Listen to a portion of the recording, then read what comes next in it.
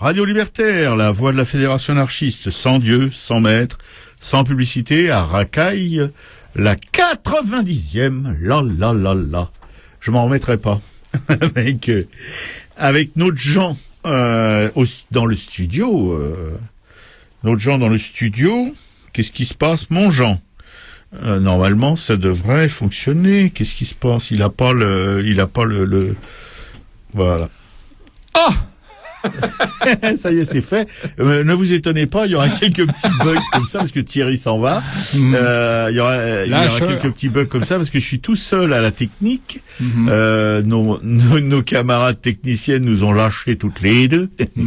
Et donc, je vais essayer d'assurer. Jean va faire sa minute de militance incessamment tout de suite sous peu. Je l'envoie.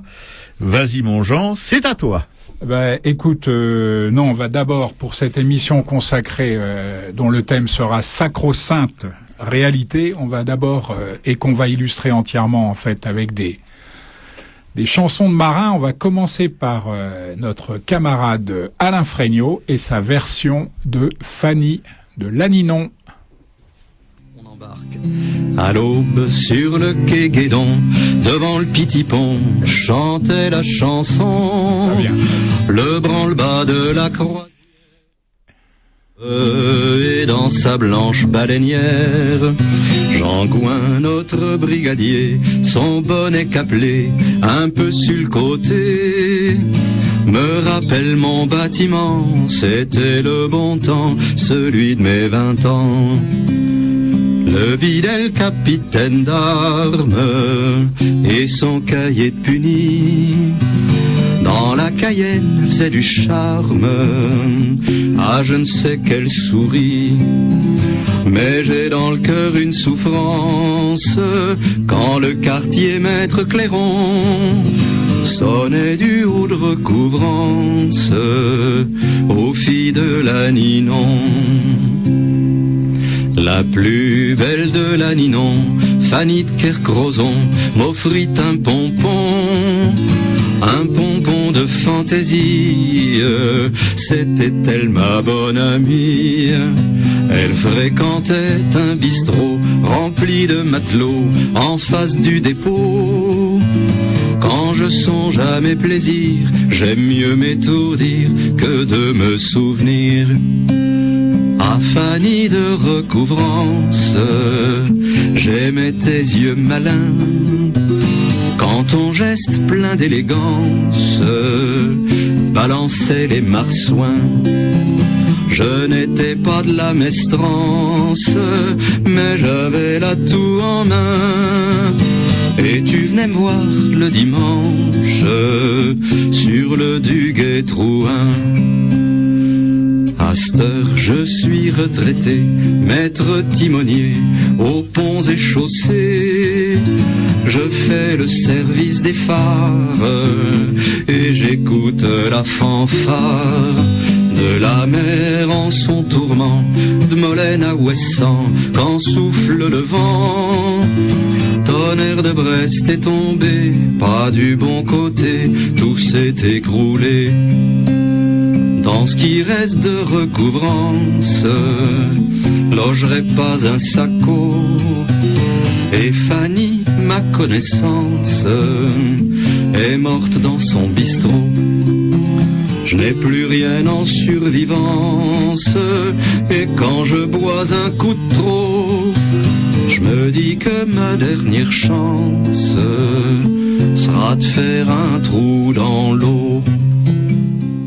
Radio Libertaire, la voix de la Fédération anarchiste, un peu perturbée par tous ces potards qui me prennent la tête, avec notre Jean qui se trouve donc toute seule dans le studio pour sa minute de militance tout de suite.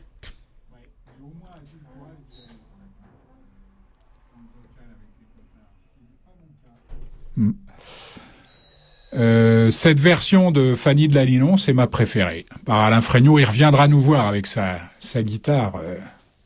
Alain Fregnault, j'en suis sûr. Et c'est une chanson de Pierre Macorlan. J'ai oublié par contre l'auteur de la musique. Mais enfin, le texte, c'est Pierre Macorlan.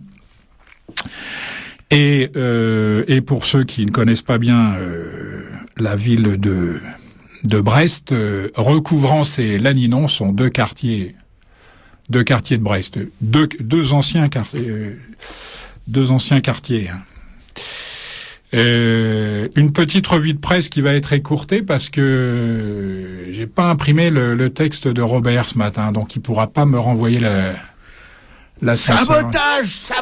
Ouais, je vais être obligé de faire ça tout seul, et comme j'avais prévu exprès de faire court, ça va aller assez vite. Hein. Certains des 9 Français qui ont interrogé le président, ça c'était jeudi soir, hein, mais j'imagine que Robert n'a pas allumé sa télé.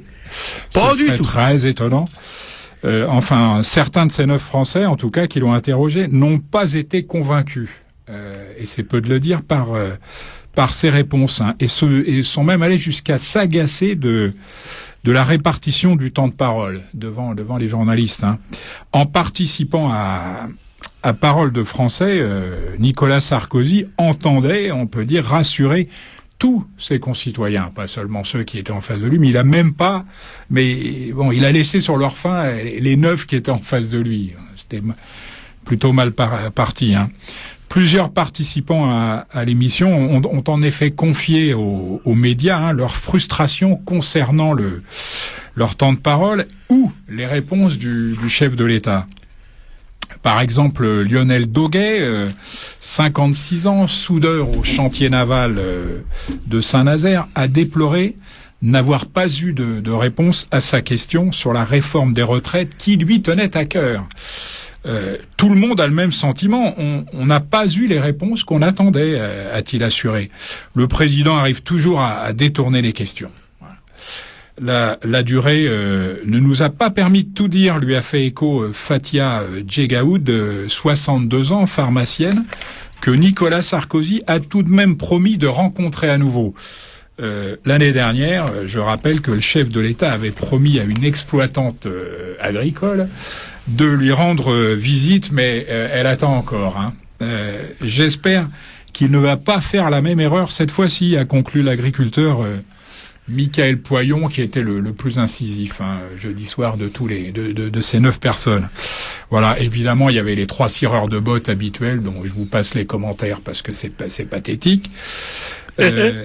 Plus instructif, je trouve, ça c'est une info que j'ai piochée moi dans mes pérégrinations sur le web, 64% des lecteurs du Figaro n'ont pas non plus été convaincus par la prestation du petit ventilateur. 64% des lecteurs du Figaro.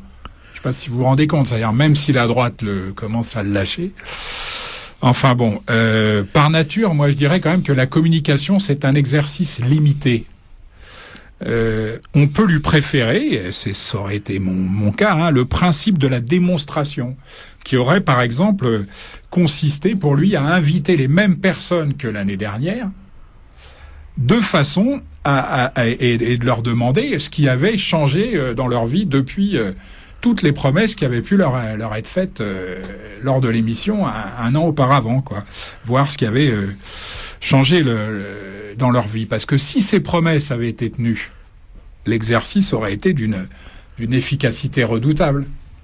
Beaucoup plus que de faire étalage de nouvelles promesses. Hein. Seulement, évidemment, comme aucune, parce qu'il y a quand même des médias qui se sont pas privés d'aller interroger les personnes de l'année dernière, aucune des promesses faites il y a un an n'a été tenue. Ah, on en est vraiment toutes les La vérité, c'est ça. Alors, on peut pas non plus trop s'étonner qu'il n'ait pas eu les fois de tenter cette opération. En tout cas, il a préféré donc faire de nouvelles promesses. L'exercice aurait pourtant, à mon sens, été nettement plus efficace. Hein. Mais enfin, quand même, il s'en trouve toujours pour être content. Le ministre de la Défense et numéro 2 du gouvernement, Alain Juppé, l'inénarrable Alain Juppé, a qualifié l'émission d'intéressante et riche. Donc cette émission, hein, Parole de Français, dont Nicolas Sarkozy, comme je l'ai dit, était l'invité jeudi soir, en notant au passage l'intérêt soutenu des téléspectateurs. L'intérêt soutenu, je cite évidemment ses propres termes, hein, Alain Juppé a noté aussi dans son blog, et voilà jusqu'où je vais, non mais pour un racaille. Oh non, mais Jean, écoute, c'est un sacerdoce. Donc, Robert Opotard, mais Jean se coltine le blog d'Alain Juppé. Ah oui. Je sais pas si vous vous rendez compte. Oh, quelle pénitence. Hein? Oh non, Jean. Ah oui, c'est plus que de la militance, c'est de la repentance, c'est de la pénitence. Oh quoi? En tout cas, donc, il a noté dans son blog que j'ai parcouru, pour ne pas dire feuilleté, j'arrive pas à dire feuilleté sur Internet, excusez-moi, le net décalage entre les commentaires acerbes des observateurs qui disent s'être ennuyés, pour la plupart, et l'intérêt soutenu que les téléspectateurs ont porté à l'émission. Il a rappelé, en effet, que selon Médiamétrie, à prendre évidemment avec des pincettes, mais enfin bon, ils ont quand même une certaine expérience dans le domaine, il a rappelé que 8 millions de personnes avaient regardé l'émission et que ces personnes étaient encore 7 millions à 23 heures.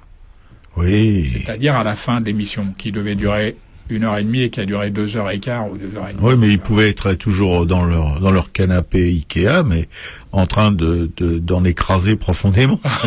Comment t'as deviné?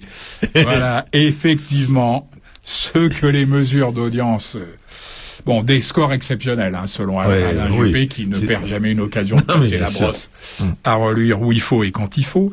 Ce que les mesures d'audience ne précisent pas, effectivement, comme Robert l'a si bien deviné, c'est que les 8,7 millions de téléspectateurs, ou plutôt les 7 millions, puisqu'ils étaient encore 7 millions à 23 heures, qui étaient devant leur poste à 23 heures, y étaient encore au matin à 6 heures, terrassés par le sommeil dès les premières minutes de ce pensum spectacle affligeant on va appeler ça comme ça et ce sera mon dernier mot, de télé-banalité.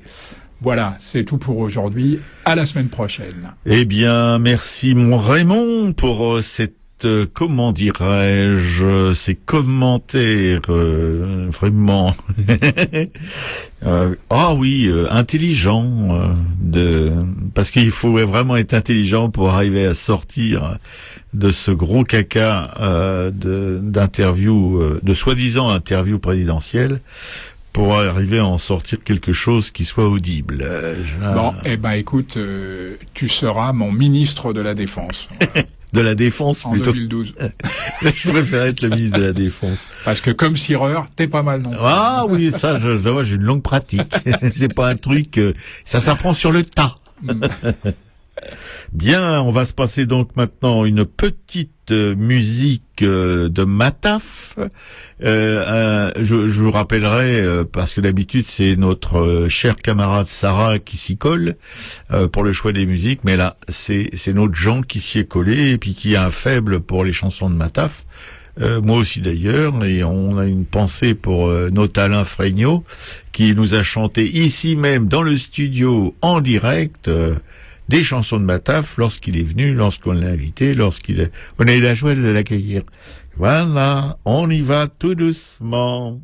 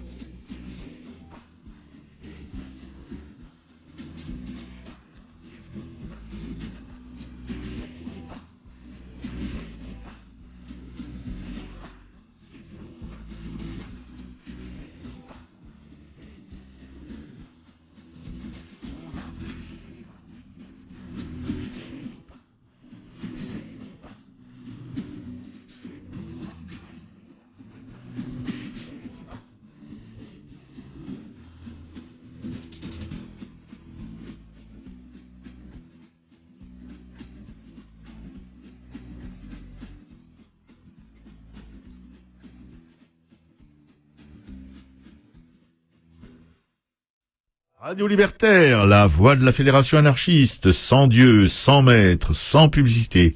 À Racaille, la 90e, avec notre Jean à l'instruction publique toujours, et particulièrement plus particulièrement à l'histoire de l'art. Il est dans le studio, là, devant moi, je le regarde, ça me fait du bien de le regarder, il me tranquillise. Allez, Premier ministre.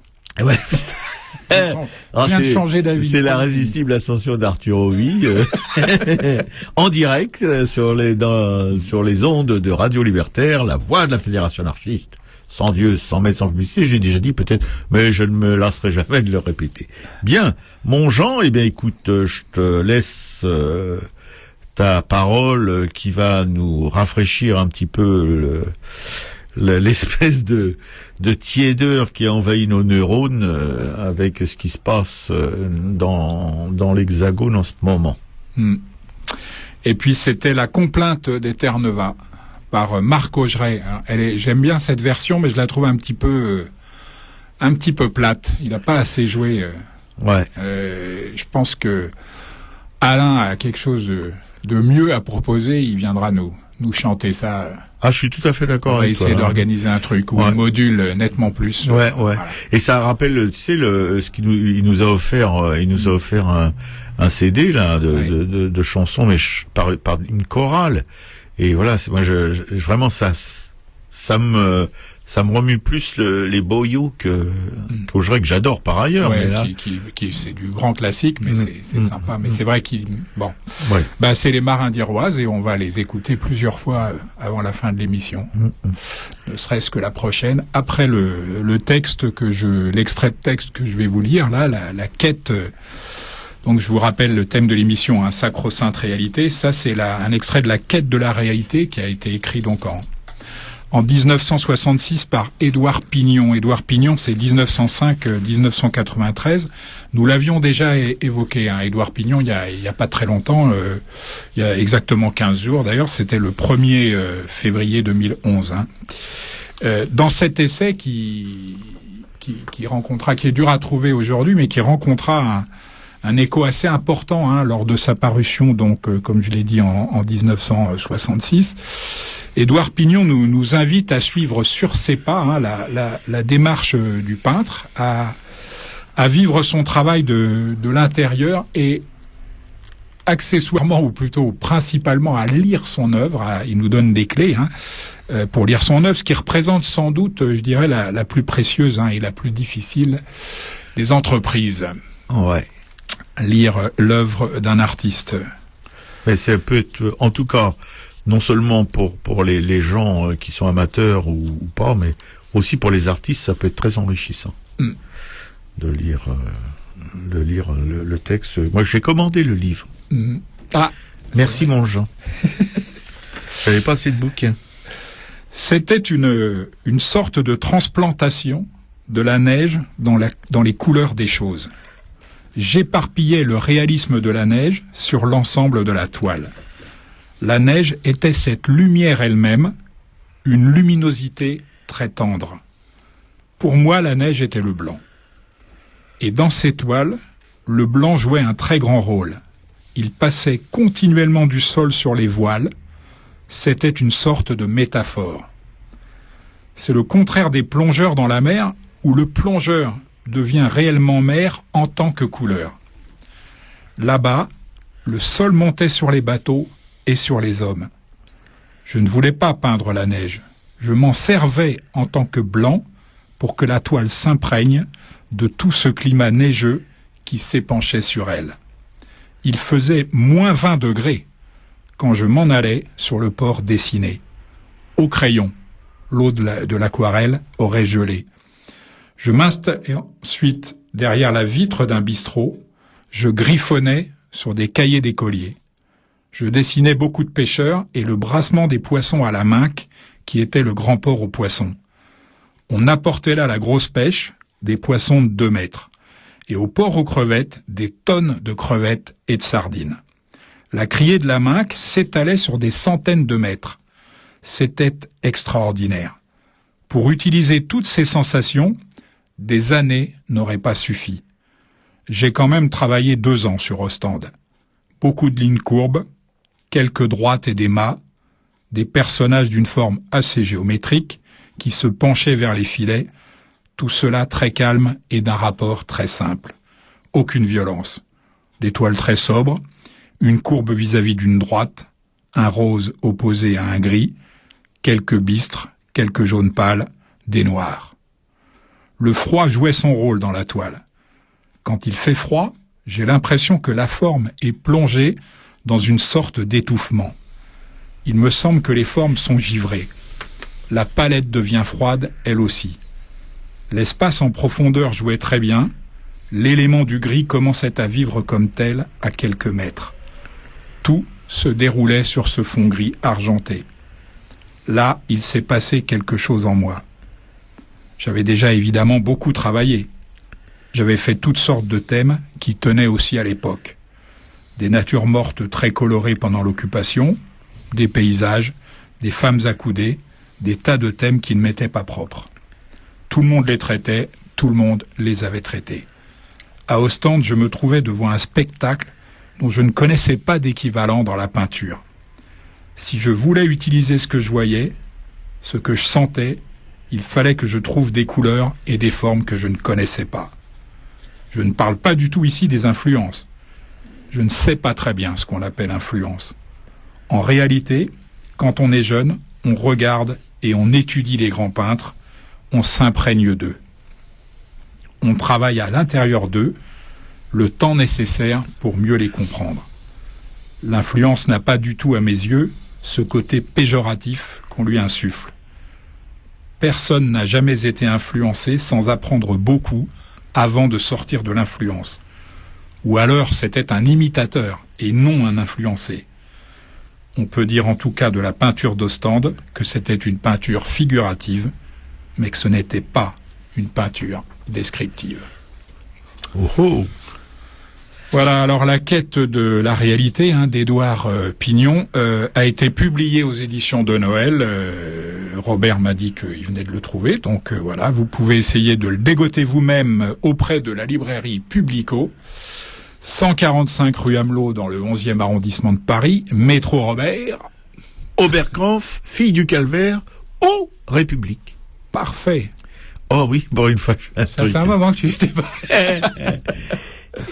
Alors, je vous rappelle le numéro de téléphone de cette librairie Publico, 01 48 05 34 08, et leur site internet, après les W, librairie-publico.com. Publico, c'est P-U-B-L-I-C-O. Je le rappelle de temps en temps parce que... Oui, non, mais t'as raison, mon Jean, c'est important parce que cette librairie qui est un haut lieu de l'anarchie, en tout cas dans la capitale, devrait être aussi incontournable que je ne sais pas quoi, je vais dire une énorme bêtise encore. Bon, enfin, il faut que je me calme. Voilà, je voulais aussi ajouter, pas sur ton texte, parce que je le trouve tout à fait intéressant, et il m'a incité d'ailleurs à commander donc ce petit livre, il y a un peintre dont on parle plus du tout et que j'ai beaucoup aimé en son temps, qui s'appelle Lorjou. Absolument, oui. Bernard Lorjou. Bernard Lorjou, que j'avais rencontré, j'avais pas rencontré Lorjou, non. J'avais rencontré un écrivain, c'était au salon, je crois au salon des indépendants, je sais pas ce que j'y foutais d'ailleurs, j'étais de passage à Paris. À ce moment-là, j'habitais pas à Paris, mais j'habitais dans un trou du cul du monde, dans le sud profond, et il y avait une rétrospective Lorjou. Merci pour les du coin. Il y avait une rétrospective Lorjou et j'ai été ébloui par c'était lumineux, c'était vraiment une respiration extraordinaire, et il y avait un écrivain qui venait de faire un bouquin sur Lorjou, et j'ai papoté avec lui, je lui ai acheté son bouquin. À ce moment-là, j'étais extrêmement fauché, mais je me suis raclé les fonds de tiroir pour pouvoir l'acheter, j'étais très content. Et je l'ai relu déjà plusieurs fois, et je trouve que dans les images que j'ai vues sur le net de Pignon, je trouve qu'il y a quand même une espèce de, je dirais pas de filiation, mais de fraternité entre les manières de travailler, quoi, tu vois. Complètement. C'est tout à fait vrai. J'ai pas dit une grosse bêtise. Donc. Ah, pas du tout. Ah, bah, je suis content, alors, pour une fois. Pas du tout. C'est vrai qu'il a disparu un peu, Lorjou. Ouais. Alors que c'était un mec quand même. Pendant la guerre d'Algérie, il avait une péniche sur la Seine avec avec une énorme peinture contre la guerre, etc. Vraiment, c'était un mec qui s'impliquait. C'était pas du tout un mec, un velléitaire. Hein. C'était vraiment quelqu'un qui allait au bout des choses, qui puisait des formats extraordinaires, des trucs dingos. Ouais. On en parlera. Je ferai un papier sur lui. C'est vrai que ça m'intéresse. Ouais. Je l'avais moi-même un petit peu oublié. Édouard Pignon, c'est tout aussi injuste. Hein. C'est un vrai fait. travailleur de la peinture, un travailleur de base. Et aujourd'hui, on se rappelle surtout de lui parce qu'il a été très ami avec Picasso. C'était sans doute un des artistes à avoir été le plus intime avec Picasso. Qui phagocyte vraiment décidément tout, y compris après sa mort. C'est un peu dommage. Voilà, qu'on retienne que ça d'Édouard Pignon, parce que bon, il a pas commis que des chefs-d'œuvre, c'est sûr, mais enfin, bon. Non, mais quel grand artiste a commis que des chefs-d'œuvre? Il y a des époques d'Édouard Pignon que j'aime beaucoup plus que d'autres, j'avoue. Mais enfin, bon, c'est un vrai peintre. Ouais, tout à fait. Un peintre comme on a oublié maintenant, on a oublié ce que c'est. Enfin, je veux pas faire le vieux con parce que bon, bref, la peinture n'est plus tout à fait ce qu'elle a pu être et ce qu'elle devrait être, à mon avis, un petit peu partisan. Voilà mon Jean. Bon on va se passer nous allons écouter Francis Cabrel maintenant. C'était mieux avant. Non, je déconne. Non, mais arrêtez. Ah non, parce que déjà avec les potards, non, si tu me stresses en plus. Non. Non, bon, d'accord. On fait ce qu'on avait prévu. On fait ce qu'on avait prévu, donc je me remets à mon petit business là. Tout de suite, j'envoie donc la 4e musique. Comme je vous l'ai dit, c'est un choix de notre Jean à nous tout seuls. J'envoie.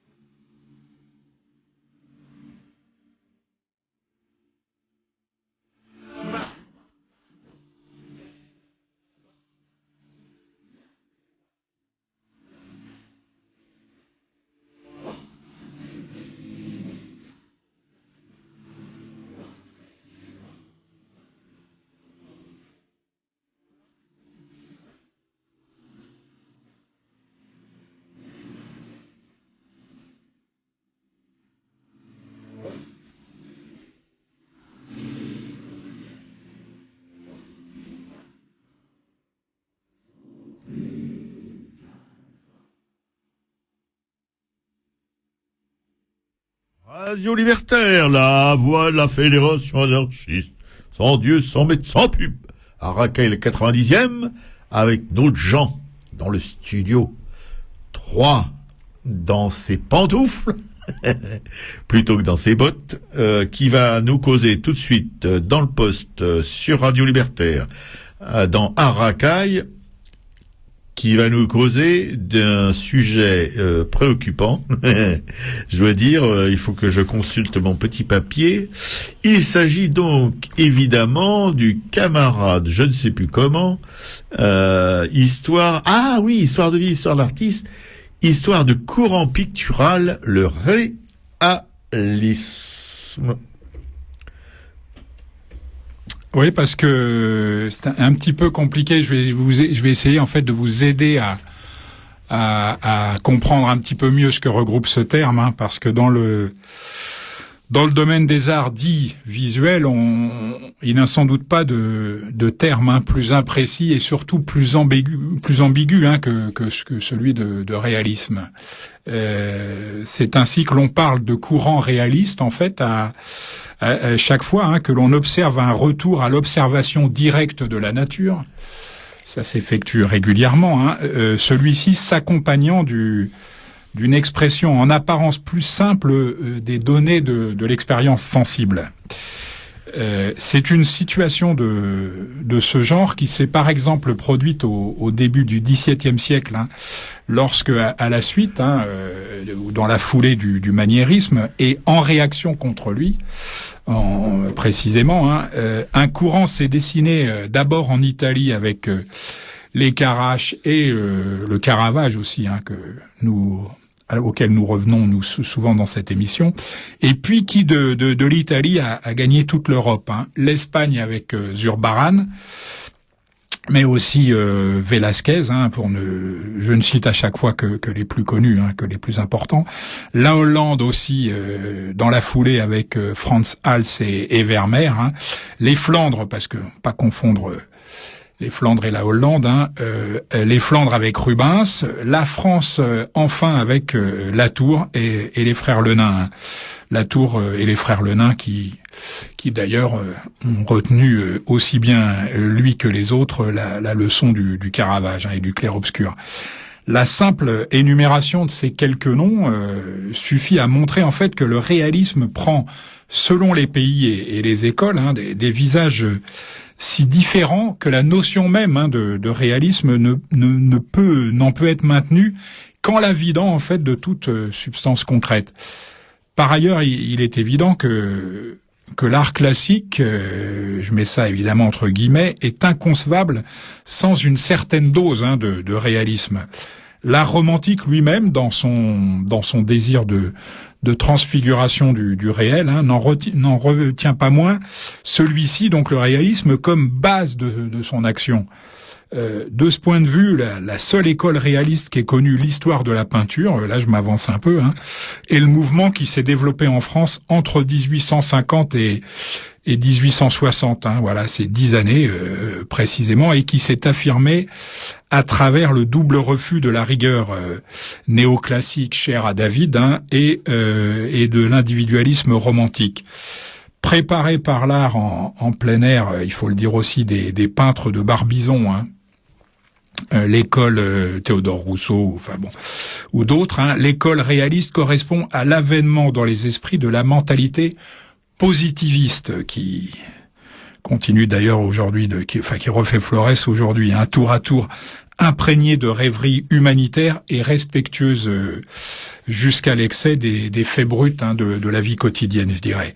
Tel fut par exemple le réalisme d'un Jean-François Millet, le peintre des Glaneuses, dont on a déjà parlé ici, suivi par un petit groupe de peintres qui n'eurent d'ailleurs jamais son talent et qui subirent finalement davantage l'ascendant de Courbet. Par certains aspects, mais par certains aspects seulement, Daumier s'y rattache, on peut le dire. En dehors de ces trois maîtres, donc Millet, Courbet et Daumier, qui donnèrent du réalisme une illustration qu'on peut qualifier de magistrale, le mouvement n'inspira que des peintres au talent limité. Puis vers 1860, il y eut un renouveau du réalisme indifférent aux préoccupations, d'ailleurs indifférent aux préoccupations sociales d'un Courbet, qui rencontra entre autres un commentateur enthousiaste chez Baudelaire. Voilà, celui-ci à la recherche du peintre type de la vie moderne, comme on a pu le voir d'ailleurs dans d'autres émissions avec la lecture de certaines de ses critiques. cru l'avoir d'ailleurs trouvé ce peintre idéal de la vie moderne. Il crut l'avoir trouvé en Manet, qui tout en étant pas mécontent, évidemment, assez flatté de cette distinction, déclina quand même le titre. Il aimait pas trop être coincé dans une définition, ce cher Manet. Puis dans le médiocre Constantin Guy, à défaut de grive, on mange des merles, comme on dit chez nous. Constantin Guy, bon, tu vois un peu son travail, Robert. Pas du tout, bon. On a pu dire que Degas avait réalisé quand même le vœu de Baudelaire, mais ce fut à sa manière et à son insu. Lui aussi, on pouvait pas trop lui en compter. À la même époque, un souci analogue de limiter le sujet de la peinture à une réalité strictement ou socialement plutôt observable, apparu en Belgique, en Allemagne, en Russie aussi, et je crois en Roumanie aussi. Il y a eu un mouvement assez important, mais surtout en Hollande avec l'école de La Haye, dont l'influence sera grande, par exemple, sur le Van Gogh des débuts. Par la suite, le terme réalisme a été employé à plusieurs reprises, dans une intention plus souvent d'ailleurs polémique que réellement critique, notamment lors de la querelle entre artistes figuratifs et artistes non figuratifs. Depuis le recul de l'abstraction, donc qu'on observe depuis quelques années, il s'est dessiné un courant ayant pour but d'exprimer certains aspects de la réalité contemporaine, qui s'est défini comme nouveau réalisme dans les années 60. Ça a commencé, on va dire, les nouveaux réalistes, Tinguely, Saint-Phal, Armand, enfin tous ces... Ouais. Mais en fait, derrière ce vocable combatif, résolument combatif, ce mouvement n'entretient ni dans ses débuts, ni dans ses buts, ni dans ses moyens d'affinité avec le réalisme traditionnel. Un rapprochement plus valable, en fait, pourrait être fait avec, par exemple, avec l'hyperréalisme américain d'ailleurs, comme européen, ou avec le mouvement figuration narrative, qui est plus récent. Lui, ça date des années 70, 80, Monory. Et puis j'oublie évidemment dans cette approche du mot réalisme, ou plutôt du terme réalisme, j'oublie volontairement le réalisme socialiste, purement académique, qui a fait de l'art un simple outil de propagande, comme on a pu le voir de triste façon, aussi bien en Chine qu'en Union soviétique, entre autres. Voilà. Je vous rappelle le blog de l'émission http://arakai.blogspot.com, sur lequel vous pouvez trouver des liens avec toutes les histoires qui sont racontées ici et les thèmes développés dans cette émission. Ouais. Voilà. Moi, je suis resté un peu, si tu veux, quand j'ai lu ton papier, je suis resté un petit peu bloqué sur Millet. Et pas que lui d'ailleurs, tu t'en cites un autre. Non, il y a Millet, il y a Courbet évidemment, mais bon, je suis resté un peu bloqué sur ces gens-là parce que d'abord je trouve qu'ils sont vraiment particulièrement Millet, qui avec cette espèce de douceur tout à fait, c'est un petit peu un rideau de fumée parce que en fait, quand on observe bien ces peintures, c'est pas si doux que ça. Il y a quand même une cruelle, un regard assez juste sur la condition paysanne, quoi. C'est pas du tout quelque chose. C'est pas une peinture de calendrier. Et puis après Courbet, avec bien sûr le sempiternel enterrement d'Ornans, c'est à chaque fois mais il a pas fait que ça, il a fait les Cribleuses, il a fait le retour de la fête avec 3 curés complètement pétés, etc., quoi. Si ça, c'est pas dur. Oui, ça, c'est pas dur. Mais je trouve que, si tu veux, après, tu vas parler de Lenain, à la fin de l'émission. Je trouve que tous ces gens-là, si tu veux, quand tu vois même la figuration narrative, toutes ces choses-là, ça paraît un peu tristounet, de mon point de vue. En tout cas, voilà, je pense qu'ils sont moins, si tu veux, parce qu'il y a quand même des sujets, il y a quand même, on observe dans nos villes et aussi probablement dans nos campagnes, parce que ça existe toujours, le travail de forçat à la campagne. Il y a toujours des ouvriers journaliers qui sont plus des franchouillards, mais qui sont des gens qui viennent du Maghreb, etc., qui sont traités comme des animaux. Et donc, je pense que les gens comme Courbet ou comme Millet auraient probablement trouvé leur provende là. Pour la campagne et pour la ville, on n'en parle même pas parce qu'on sait bien ce qui se passe dans nos rues, on le voit tous les jours, de gens qui sont complètement largués.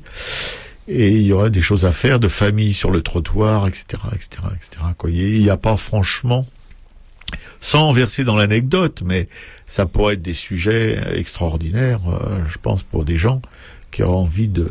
Pour la peinture, ouais. Oui, pour la peinture, oui, bien sûr. Ce sont des sujets extraordinaires pour la photographie, hein. Les photographes, oui, aussi, bien sûr. Les photographes, eux, sont sur le terrain, Dieu soit loué, mais c'est vrai qu'en matière de peinture, pour l'instant... Non, pour l'instant, c'est un petit peu... voilà, ça reste... je dirais... enfin, je vais peut-être exagérer, mais j'exagère toujours. Ça fait un peu branlette d'intello, quoi. Voilà, on se fait plaisir, on est entre nous. Et alors, il y a des critiques, bon, qui se font un nom là-dessus. Ça tourne un peu en rond. Tout ça, il y a les institutions qui rentrent dans le jeu. Et voilà, ça fait quand même un peu peinture officielle, surtout des mecs comme Monori. Je veux dire, lui, franchement, je suis allé une fois au Macval, il y avait une grande expo Monori, un truc tout en camailleux de bleu. Enfin, bref, ça aurait fait des bonnes couvertures de polar, mais bon, c'était quand même à la fin, c'était un petit peu une recette, quoi. Ouais, tout à fait. T'as senti la recette, ouais. Il n'y avait pas l'émotion, il y avait, voilà, c'était une belle recette, et en plus, quand on sait qu'il emploie des nègres pour, voilà, c'est pas, Koons aussi fait la même chose, mais bon, voilà, c'est pas quand même tout à fait le mec qui est en contact vraiment avec ce qui se passe, quoi, Voilà, en tout cas, une piste à creuser pour nos amis de figuration critique. Hein? Tout à fait.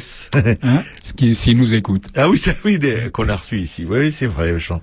Bon, ben écoute, on va se passer une cinquième zik sur la marine à voile, pas à confondre avec la marine à moteur, la marine à vapeur, je veux dire.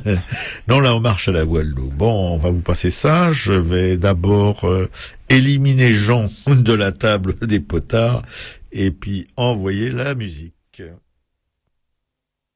Voilà. Et ben, elle part pas, la musique. Qu'est-ce qui se passe? Il y a un problème avec la musique. Je me suis gouré de potard. Excusez-moi. C'est ça.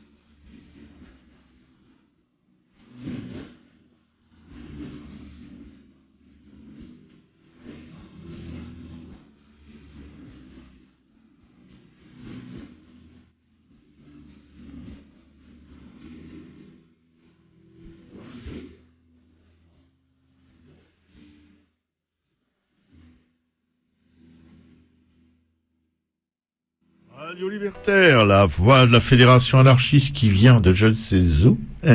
C'est une petite chose avec les potards qu'il faut que j'arrive à manier avec beaucoup plus de délicatesse et beaucoup plus d'intelligence aussi. Bon, on va se retourner, je vais pas me retourner parce qu'il est en face de moi, vers Jean qui va continuer son exploration de l'histoire de l'art avec, là tout de suite, les frères Le Nain qui s'agitaient au début du XVIIe siècle, trois frangins, pas tristes non plus, vous allez voir ce que vous allez voir, plutôt entendre. Oui, ils dominent un peu toute la première moitié en fait du XVIIe siècle. Les frères Le Nain, on peut les qualifier un peu de peintres de la réalité. Même, et puis en plus, c'est une aventure humaine assez étonnante. Je pense pas qu'il y ait beaucoup d'équivalents dans l'histoire de l'art. Puisqu'en fait, ils étaient trois, les frères Le Nain, Antoine, l'aîné, Louis au milieu et Mathieu le plus jeune, qui ont formé une association en fait tellement étroite qu'ils se sont refusés à signer autrement que de leur seul patronyme, Le Nain, donc toute l'étoile qui sortait de leur atelier. Alors, il a fallu vraiment des travaux d'érudition, on va dire, très patients et très poussés, pour qu'on puisse en fait distinguer la part qui revient à chacun dans la production collective. C'est une vraie production collective. Nés tous trois à Laon, élevés dans un milieu de vignerons et de laboureurs, ils restèrent en fait toute leur vie attachés à leur terroir, retournant régulièrement dans leur ville natale.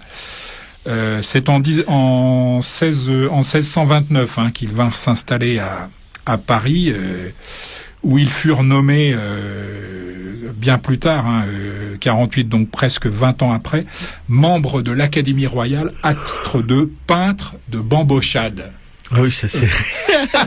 Non mais un jour ce sera marrant, on fera une émission sur toutes les appellations de l'Académie royale. Il y a de quoi. Aujourd'hui évidemment c'est facile bien sûr, mais il y a quand même un peu de quoi se pisser dessus. En tout cas, c'est une désignation qui tend à prouver que si leur succès était réel, c'est pas récent. Il était partiellement, on va dire, fondé sur un malentendu. Je crois que c'était d'ailleurs juste avant la mort de deux d'entre eux qu'ils ont été nommés à l'Académie. Je crois qu'ils sont morts la même année ou en 49, enfin dans la foulée quelques mois après. En tout cas. Pour au moins deux d'entre eux, les deux aînés. Antoine donc, lui c'est 1588-1648. Il était l'aîné des trois. Son talent de miniaturiste, on peut le dire, le rapproche des petits maîtres flamands. Il a peint des tableaux teints en fait sur bois et sur cuivre, dont les personnages sont groupés assez gauchement, mais dont les expressions sont d'un naturel et d'une simplicité vraie, tous les deux. Il a transmis à ses frères sa touche déliée, sa palette constamment brillante et vive, et surtout sa chaleureuse sympathie pour ces modèles. Je cite quelques toiles, les petits paysans, la réunion de famille, portrait dans un intérieur. Le second, Louis, ça c'est 1593, donc il est né 5 ans après. 1648, comme je l'ai dit, il est mort la même année, est généralement tenu pour le plus talentueux des trois. Il débuta, semble-t-il, par des peintures d'église qu'il pratiqua d'ailleurs toujours, toute sa vie il pratiqua ce genre. Sa manière est plus ample, son coloris plus subtil, ses sujets plus variés que ceux d'Antoine. Il évoque la nature, l'arrière-plan de la vie rurale et recherche les effets de lumière au sens classique du terme, la charrette ou le retour de la fenaison parmi ses toiles les plus connus. Le même classicisme se retrouve dans son art de la composition, du regroupement des personnages en plein air ou dans un intérieur, le repas des paysans, qui sont des icônes de la peinture, on peut le dire, la famille de paysans et la forge, trois icônes de la peinture qui sont d'ailleurs tous visibles au Louvre, hein, ne vous en privez pas. Son œuvre constitue, on va dire, un bon document sur la paysannerie française, tranquille et un petit peu austère, hein, à la veille de la Fronde. Mais quel que soit l'intérêt de ce témoignage, hein, ce qui donne finalement à Louis Le Nain une place qu'on peut qualifier d'exceptionnelle dans la peinture de son époque, c'est le métier, hein, l'originalité technique dont il a fait preuve. Sa facture sobre, hein, aux harmonies claires dominées par les gris, introduit pour la première fois dans notre art cette lumière typique, hein, de l'Île-de-France, dont Corot nous donnera 2 siècles plus tard, hein, un autre exemple. 2 siècles plus tard, hein, Corot. Hein. Que l'étoile de Le Nain ait été peinte en atelier est indiscutable. Hein. La question, d'ailleurs, ne se posait pas, hein, du tout à l'époque, hein, de peindre en plein air. Le réalisme de sa palette est d'un autre ordre. Il consiste, au niveau de la transposition esthétique, à substituer aux verdures flamandes, hein, ou aux éclairages mordorés de Venise, qui étaient alors vraiment en vogue, hein, cette lumière perlée propre au paysage français, qui nous frappe d'ailleurs encore aujourd'hui, hein, par les mystérieuses résonances qu'elle soulève, appliqué à des sujets d'un autre âge. Hein. Et puis le dernier, Matthieu, ça c'est 1607-1677, continua la tradition d'Antoine et de Louis, hein, ces 2 frères, après leur mort subite, hein, décédés à 2 jours d'intervalle. Alors moi je connais pas exactement... Ouais, c'est ce que j'avais envie de te demander, mais moi non plus j'ai pas trouvé. Exactement de quoi. J'ai recherché, j'ai pas trouvé quel. Enfin bon, est-ce que c'est vraiment important? Voilà, ils sont morts à 2 jours d'intervalle, donc quelques semaines seulement ou quelques mois à peine après avoir été nommés peintres de bambochade par l'Académie royale. Hein. Il sut mêler, donc Matthieu, habilement les genres, hein, en donnant à certaines scènes mythologiques un aspect populaire et paysan. Mais ces tableaux maniéristes, hein, s'ils témoignent quand même d'une verve égale à celle d'Antoine, apparaissent moins sincères. Hein. On y sent déjà un peu plus la recette, quoi, sur la mise en scène et l'effort d'illusion. Voilà. Alors une ou plusieurs toiles des frères Le Nain, hein, sur le blog de l'émission http://arracaille.blogspot.com. Bien, mon Jean, écoute, on va se mettre encore une petite zik, et puis après, il faudrait, parce que là, le temps, j'ai l'impression qu'il s'accélère aujourd'hui, c'est curieux. Bon, enfin, on va mettre une musique, donc, ne soyez pas impatients, ça se ramène. Oui, ça se ramène.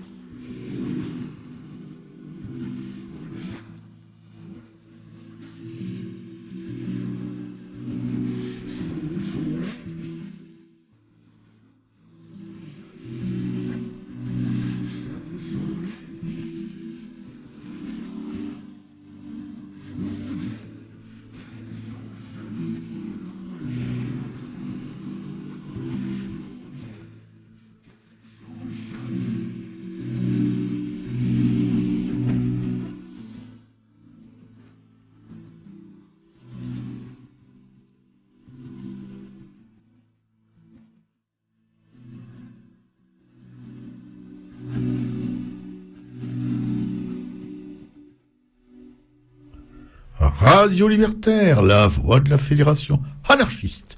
Sans Dieu, sans maître, sans pub. C'est la meilleure. Racaille, la 90e.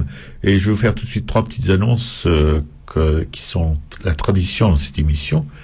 Car nous sommes une œuvre de la FA parmi d'autres œuvres de la FA qui sont la librairie Publico, la bien nommée, celle dont Jean vous rappelle l'adresse, le téléphone et le site tous les mardis, cette librairie mythique au cœur du Paris populaire, le 11e, pas loin des filles du Calvaire. Oh là là, les filles du Calvaire, si vous saviez.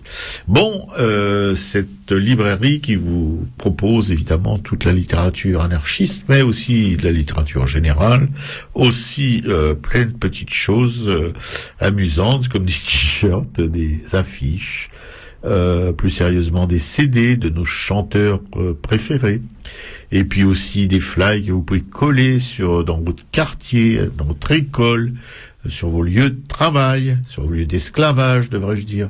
Voilà, toutes ces petites choses intéressantes qui rendent la vie moins con, avec 2 permanents qui peuvent vous recevoir, vous aider dans cette caverne d'Ali Baba un peu profuse justement en littérature, donc c'est pas toujours facile de s'y retrouver. Voilà, vous pouvez aussi dans cette librairie prendre votre carte d'auditeur pour Radio Libertaire en échange de 21, et ces 21 vont tomber dans notre escarcelle, mais pas pour du beurre, pour pouvoir justement entretenir cette merveilleuse régie avec un super ordinateur à la pomme, plein de matériel auquel je ne comprends absolument rien, mais qui a regardé comme ça, c'est impressionnant. Et bon, toutes ces petites choses se dégradent peu à peu, le temps est impitoyable, et on a besoin d'entretenir ça, donc c'est à ça que peuvent servir vos oboles. Vous pouvez aussi, il y a aussi une souscription, mais à la librairie Publico, Laurent ou Max peuvent vous donner toutes les précisions utiles à ce sujet. Voilà, c'est pour la 2e œuvre de la FA. Et puis la 3e, c'est notre magazine, Le Monde Libertaire, à une quadrille somptueuse, une mise en page qui décoiffe. Non, mais j'ai l'impression de faire une réclame pour une lessive, mais non, c'est pour le magazine Radio Libertaire, avec des articles de fond, des articles militants, des brèves, l'autruche, quelques lignes, enfin un petit encart assez sympa.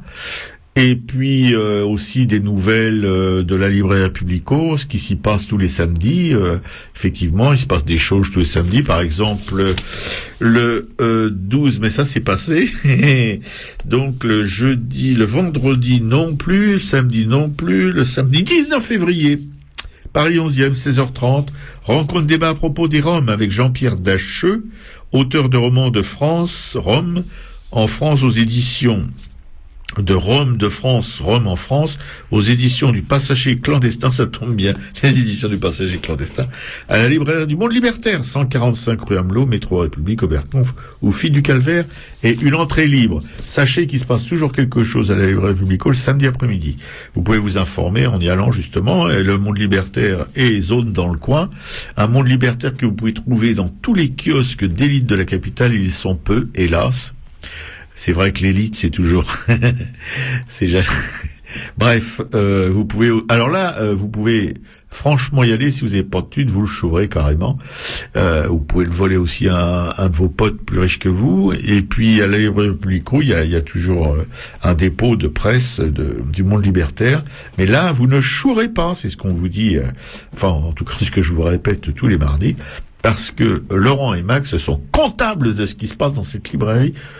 Probablement sur leur denier même. Oh ben oui, ça c'est permanent, hein. C'est pas un boulot quand même comme ça, ils ont pas les doigts de pied en bouquet de violettes. Voilà, bon, allez, j'arrête, j'ai fait mon petit business pour les œuvres de la FA, je repasse tout de suite la parole à mon copain, que dis-je, mon camarluche Jean, notre hussard noir qui va vous causer dans le poste de Bah, écoute, j'avais prévu en fait un papier sur un sculpteur coréen dont on peut dire de la nouvelle réalité, mais je me demande si je vais pas le garder pour oui, c'est bien. pour la semaine. Le temps que je Oui, m'y on habi- sent qu'il a beaucoup aimé. Le temps que je m'y habitue. J'ai envoyé les liens à mon ami Robert. Je Oui. pense qu'il n'a pas craqué comme moi pour le travail de cette Non. Olibrius. Non, mais j'aimerais bien que tu m'expliques pourquoi t'as craqué, parce que moi j'ai... Eh ben, écoute, de toute façon, je vais le garder pour Guillemette qui vient la semaine prochaine. Voilà, je trouve que ça collera très très bien. Ouais. Et je vais plutôt vous faire les expos quand même, 2 expos à ne Ouais, pas manquer ouais. cette semaine. Et puis ensuite, voir quelques questions parmi les 144 auxquelles le CNAP, que le CNAP a posé et auxquelles il a répondu pour pouvoir te laisser les 10 dernières Ouais. minutes à l'aise avec dans ta relation, on peut dire maintenant qu'elle est devenue passionnelle quand même, avec Véronique Linéa, Chambaud. Véronique Chambaud. Voilà. Alors les deux expos à ne pas manquer cette semaine, c'est Anthony Tapiès. Ça c'est à la Galerie Lelon, c'est 13 rue de Téhéran.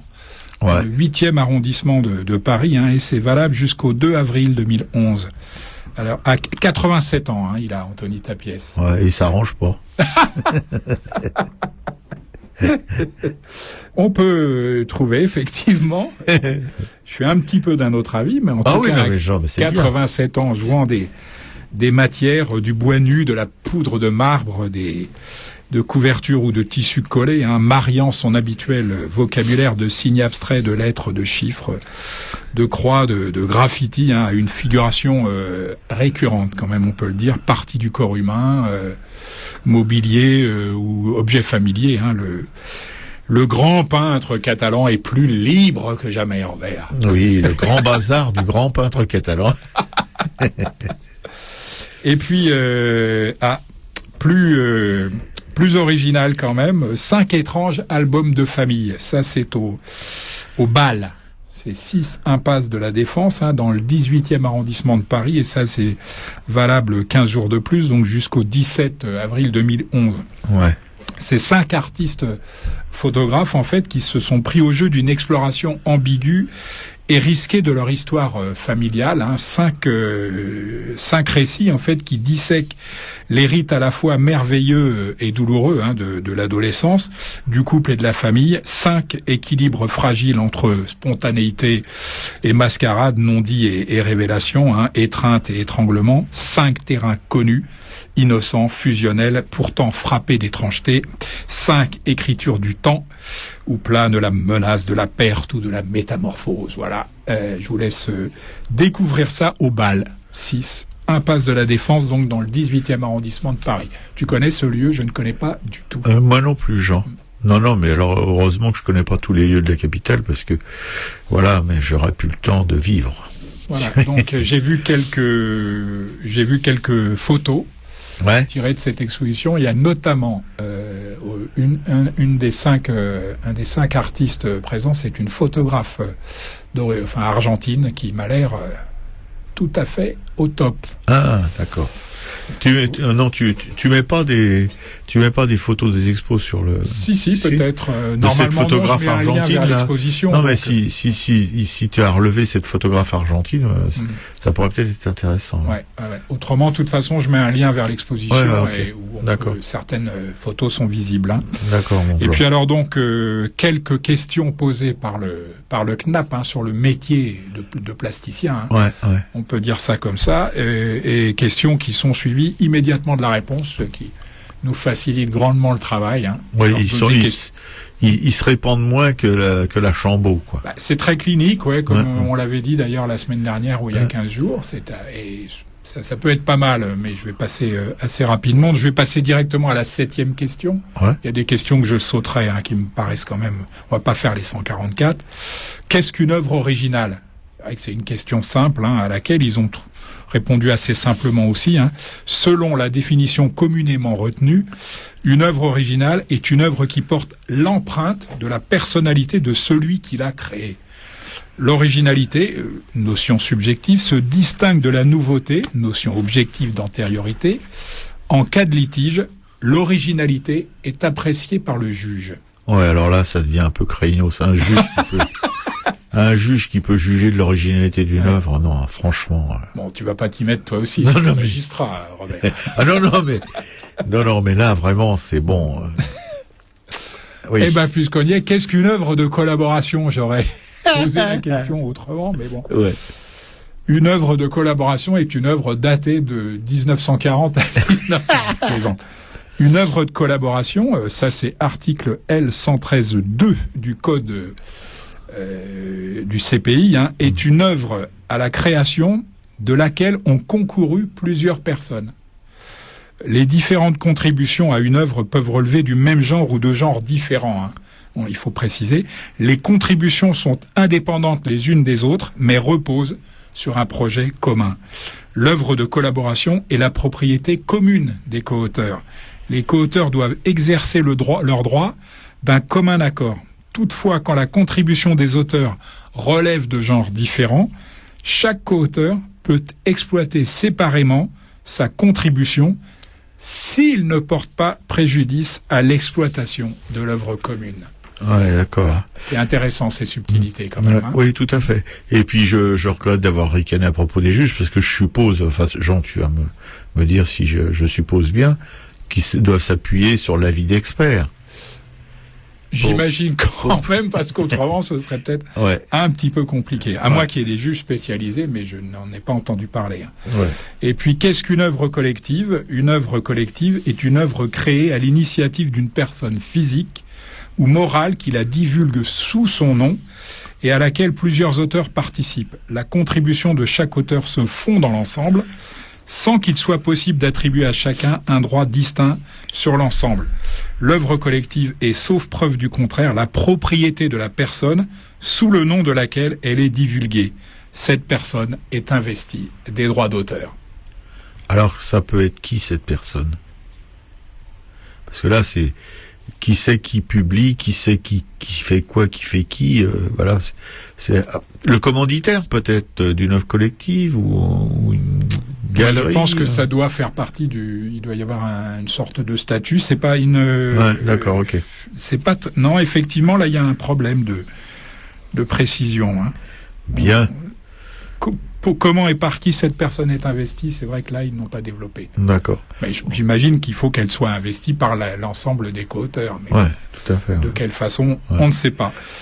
Voilà, mon Roro, et la suite, la prochaine fois. D'accord, merci infiniment. Jean, je pense que, de toute façon, vous pouvez aller, si vous avez des questions à poser à propos de ces textes, mais à tout autre propos aussi, vous pouvez toujours aller sur le site du CNAP, www.cnap.fr, c'est ça? Absolument. Ouais, voilà. Disons. Oh non, mais je le fréquente de longue date. Ah, d'accord. non, mais j'y... Donc, tu trouverais réponse à tes questions. Ouais, il y a beaucoup de... non, mais il y a, parce qu'il y a, si tu veux, dans ces 144 questions, c'est vraiment synthétique, mais, sur le CNAP, par exemple, si quelqu'un recherche des lieux d'expo, des concours, des machins, des trucs, tout est sur le CNAP, quoi, tu vois. Les résidences d'artistes, papa, tout le détail est sur le CNAP, quoi, tu vois. C'est, combien que tu peux toucher, combien tu peux pas toucher, voilà, quoi. Bien, et ben écoute, on se met une petite musique avant que je déblatère. Allez, une petite zik et puis d'accord, on va faire ça. Donc c'est parti, là je ne me trompe pas de potard.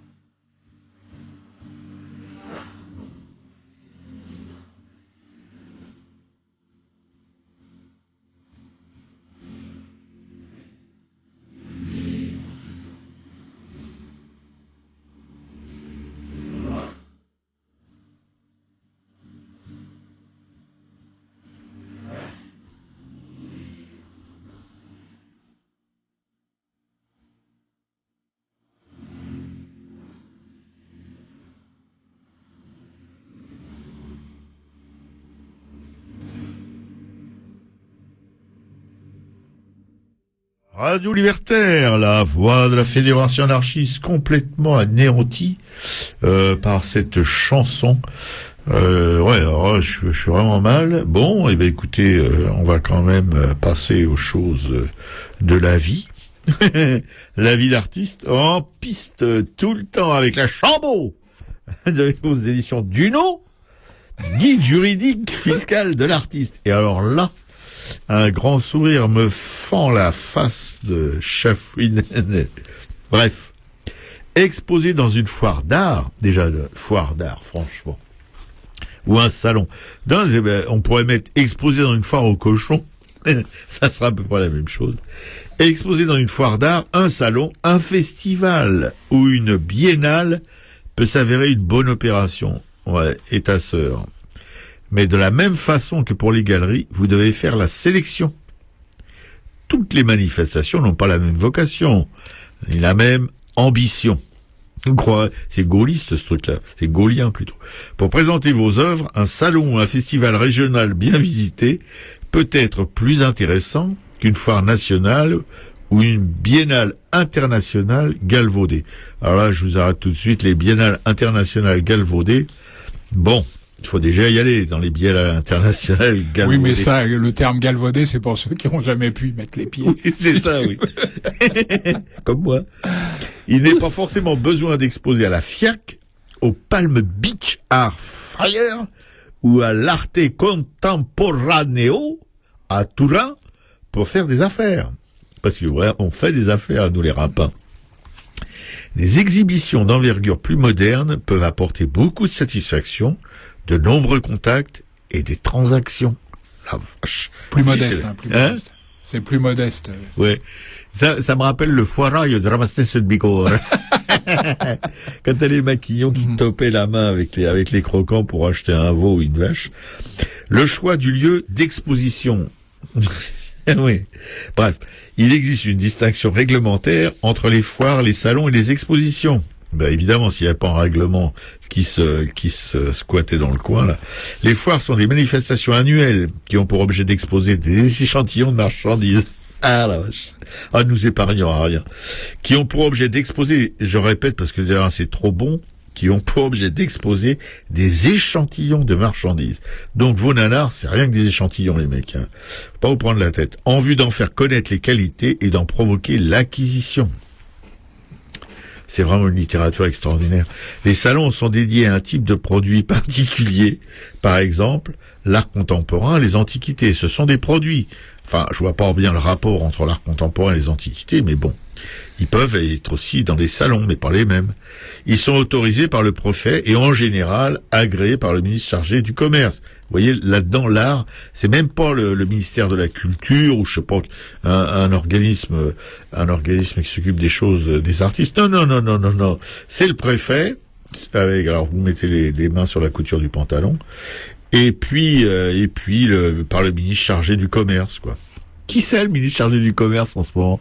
C'est pas l'autre Zozo, là, qui était porte-parole de l'UMP, là? Ah, bonne question. Ah oui, je crois que c'est lui, non? Gloops. Non, je sais pas, enfin bon. Tu veux dire Xavier Bertrand? Non, pas Xavier Bertrand, l'autre, là, qui était porte-parole, tu sais, Frédéric Lefebvre. Ouais. Ah oui, mais il est secrétaire d'État, je crois. Ouais, bah oui, mais il se prend pour un ministre, quoi, c'est bon. Bon. Alors, bref, si vous connaissez Frédéric Lefebvre, le bien nommé, vous verrez, ça, son immense culture artistique. Il est beaucoup artistique. plus discret, hein. Il a enfin eu c'est dommage. Pour nous, c'est dommage. Ouais, pour nous, c'est discret. Et les manifestations qui sont autorisées, non par le préfet, mais par le maire, sont de simples expositions. Bah oui, c'est pas le même grade. Un préfet, c'est plus fort qu'un maire. Voilà, il faudra les mettre d'ailleurs sur un ring pour voir si c'est la vérité. En pratique, la différence se manifeste dans les moyens mis en œuvre par les organisateurs et l'accessibilité de la manifestation. Un salon est plus prisé et davantage convoité. Une exposition va être plus facile d'accès. Excepté quelques foires consacrées à l'artisanat d'art, ce sont plutôt des salons spécialisés ou les expositions qui vont vous intéresser. Vous pouvez trouver leurs descriptions et modalités d'accès dans les revues et publications artistiques. Donc, le CNAP, elle en parle pas, elle en parle jamais du CNAP. Si, elle en a peut-être parlé. Enfin, sur le CNAP, vous pouvez trouver toutes ces informations. Et je pense que je vais arrêter là mon blabla parce que je veux pas trop plus non plus. Il faut que ce pensum tienne encore quelques années. Oui, on le mettra peut-être à jour parce que là, ça doit toujours être la version 2009, non? Je sais plus. Ouais, c'est ça au Maroc. Je vois pas trop ce qu'il y a à mettre à jour. Alors, la semaine prochaine, si tout se passe bien, mais comme il va y avoir une invitée, je vous dis pas, Guillemette, qui va nous mobiliser, on n'aura pas une seconde à nous. Donc, ça devrait être l'organisation de l'exposition. Parce que vous êtes tellement cons que vous n'êtes pas capable d'organiser vous-même votre exposition. Il vous faut des instructions. Voilà. Et donc, au marché de Rabastens de Bigorre, il n'y avait pas d'expo de peinture, quoi. Non, c'était les veaux, les vaches et les cochons. Tu y allais écouter Dassari, mais Ça, c'est dégueulasse. Ça, pas c'est d'expo de peinture. Parce que maintenant, les choses sont en train de changer. Oui. Un peu plus, toujours en Bigorre, mais en avançant un peu plus dans la montagne, vers Gavarnie, ouais. ou Cauterets. Ouais. Il y a Argelès-Gazost et le marché du mardi à Argelès-Gazost, tu vois, ouais. Je suis bien renseigné. Il y a maintenant de la peinture, on peut trouver de la peinture. Et quelle peinture! Oui, ça, je te laisse imaginer. Oh non. On parlait de réalisme, de ceux qui avaient moins de talent que...